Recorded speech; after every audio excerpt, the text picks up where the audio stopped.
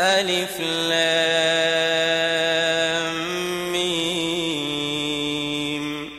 ذلك الكتاب لا ريب فيه هدى للمتقين الذين يؤمنون بالغيب ويقيمون الصلاة ومما رزقناهم ينفقون والذين يؤمنون بما أنزل إليك وما أنزل من قبلك وبالآخرة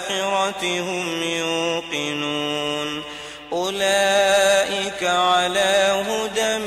من ربهم وأولئك هم المفلحون إن الذين كفروا